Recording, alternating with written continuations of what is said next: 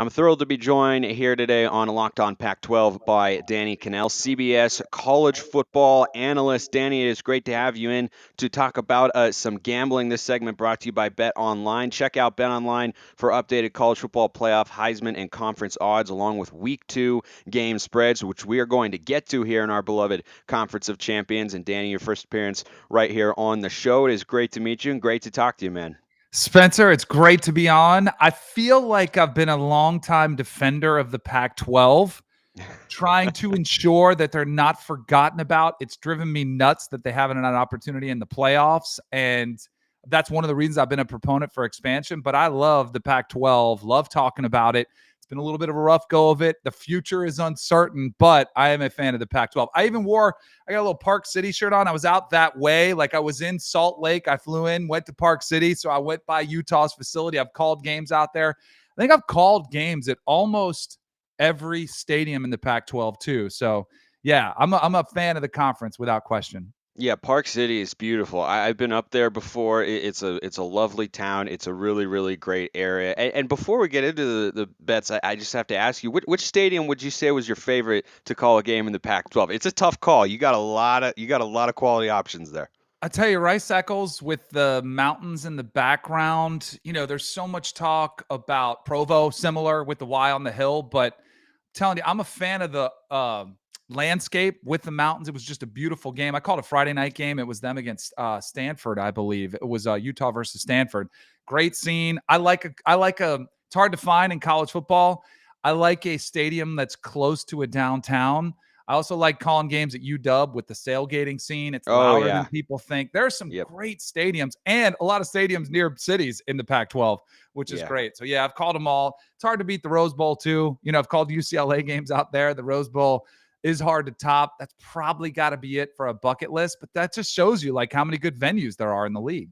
Yeah, there are a lot of great ones and some very interesting lines to look at here in week 2. Generally speaking, for people out there, and excuse me, and I clearly need some help in this realm as well. My Pac-12 prime picks are off to an 0-3 start in 2022. Less a prime cut of beef and more like a stale one that you throw in the freezer and hope that it comes out and is edible. But mine were not a week ago. When you're looking at college football, it's very different than the NFL because you can get some big 17, 20, 30-point lines if you're looking at the right matchup. Whereas in the NFL, if you have a double-digit line, it's kind of a shock, a little bit of an outlier and such. And the Jaguars are usually involved. So when you're looking at college football and how to pick lines that are appealing and are going to have some value, what are kind of your general guidelines for the fans out there who want to get in on the action, specifically using Bet Online, of course? You mentioned some of the big numbers. Michigan is a 51-point favorite against Hawaii this weekend. I mean, that's on like the big lines in the NFL. You'll see 12, 13, maybe 14, 2 touchdowns.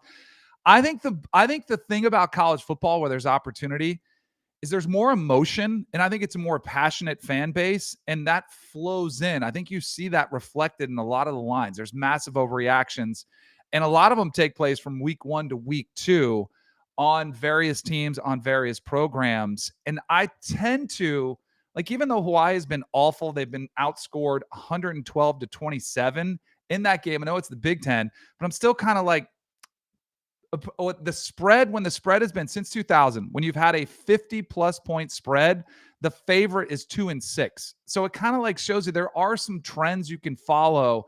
And even though it feels like it's impossible, and how the heck is this, how is Hawaii going to cover? It just, there's overreactions from week 1 to week 2 and throughout the course of the entire season. And I usually try to fade those overreactions. You'll see totals get out there where they're in the high 60s, and you're like, all right, we know we'll probably get a shootout. And there are a lot of shootouts in college football, but the majority of the time I like to try to fade some of those, take the under as opposed to these massively high numbers that get up in the 70s sometimes, and try to jump on those. So I think it's more reactive and more emotional than you see on the NFL stage, where it's so hard to find an edge with those lines, which are so tight. Let's get to some of the Pac-12 games of the weekend, and I'll be revealing here my Week 2 Pac-12 prime picks. And look, if you're coming into it as a listener or a viewer here, if you're watching on YouTube and saying, I'm going to fade Spencer's picks all the way after the 0-3 start, do it at your own risk. Do it at your own risk. That's all I'm going to say. First game is one of the biggest one the Pac-12 has from an opportunity standpoint in the college football landscape this week to kind of get a little bit of their reputation back or just pick up a nice non-conference win, which have unfortunately been few and far between for the Conference of Champions. But I'm going against a Pac-12 school here. Oklahoma State giving up 11 points, minus 11 against Arizona State. This game being played in Stillwater. I think that crowd is worth at least 5 or 6 points. I mean, this would probably be less than a touchdown if it were be playing in Tempe.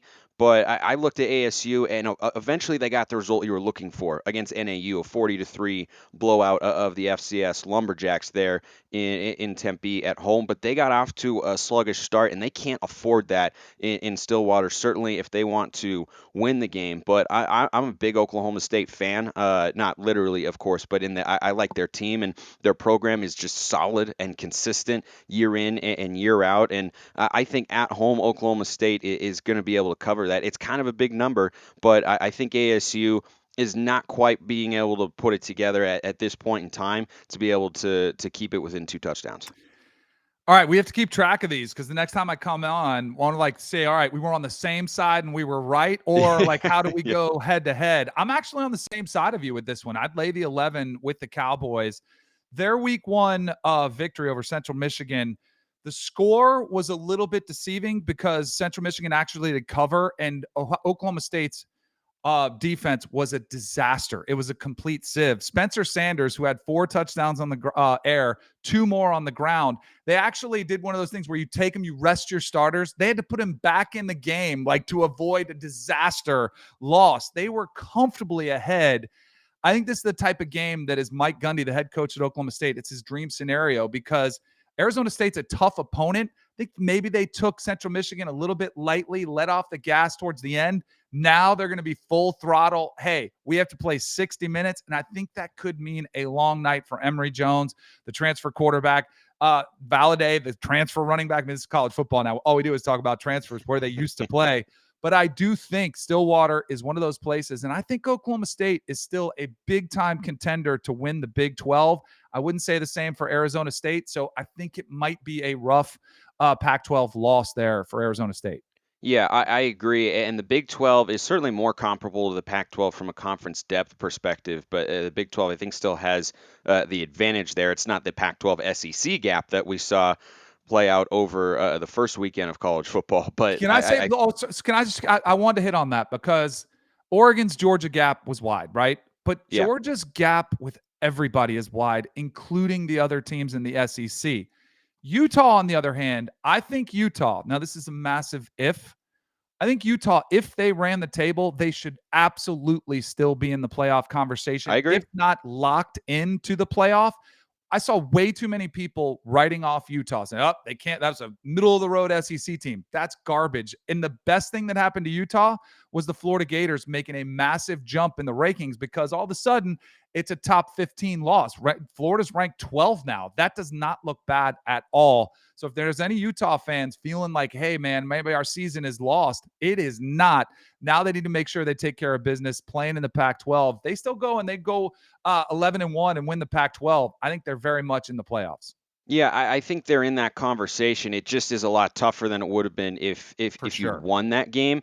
And look, right now it feels to me that it's a tough loss and a tough look for the conference for your champion to not be able to beat a team that at best will probably be in the SEC and might be around fifth. But if they do go 9-3 this year in the SEC in a couple months, that loss does not look as bad. But if Florida sputters out at the end and ends up at like 7-5 or 6-6 again, which doesn't look likely because Anthony Richardson might be playing himself into a first round quarterback here in a couple years, I think that it would be pretty punitive then at that point in time. But Utah fans, though they have to deal with the sting of losing to Florida, you got to be a Florida Gators fan because you're right. They're not out of the playoff conversation. You still have Oregon, you still have USC on the schedule. UCLA could find themselves in the top 25 at some time this year if they perform the way that I expect them to. So I think there are enough wins, and a 12-1 conference champion Utah, I agree with you, would certainly be in the playoff. Let's get to game number 2 that I like. And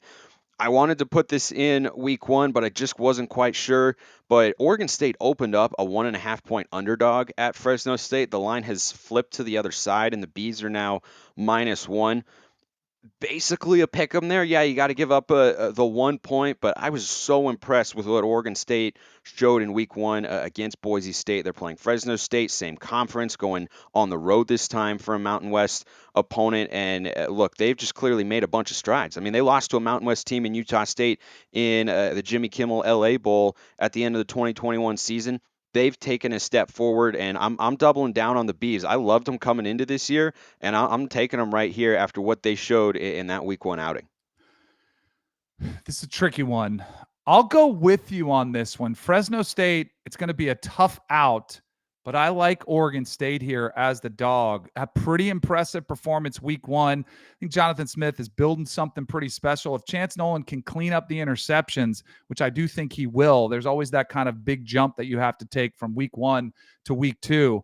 I think he'll clean those up. Jay Kaner, the quarterback for Fresno State, is tough. He's beaten Pac-12 teams before. I think this will be a tough physical game. I think they'll be able to keep Fresno State in check. So I'll go ahead and take the Beavers as well.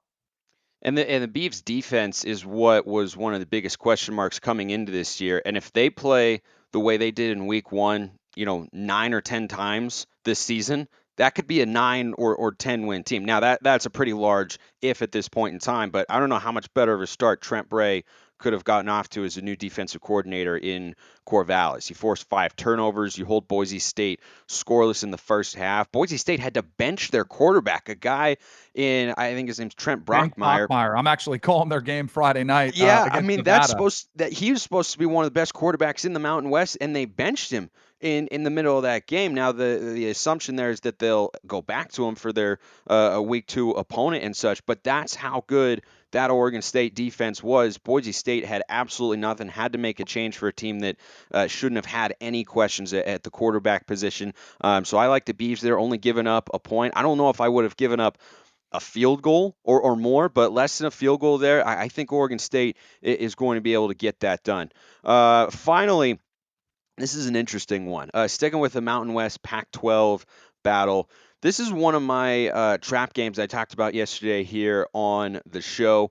I don't know if Cal loses to UNLV, but that number sitting there at 13 points.